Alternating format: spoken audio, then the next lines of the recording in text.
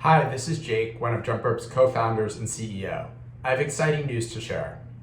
The Jumprope team is joining LinkedIn. We're going to help the company's more than 750 million members share their knowledge, skills, and ideas with a vibrant global community. In order to focus on the massive opportunity ahead of us, we're going to shut down the Jumprope platform on August 20th. This wasn't an easy decision. We have 2 million people watching a Jumprope each month on our platform, but we know the opportunity at LinkedIn is so much bigger. Thank you to the amazing creators who have created and shared more than 65,000 step-by-step jump ropes over the past several years. We know many of you never created a video before joining Jumprope, and we're proud that we've empowered you to share your knowledge and passion with the world.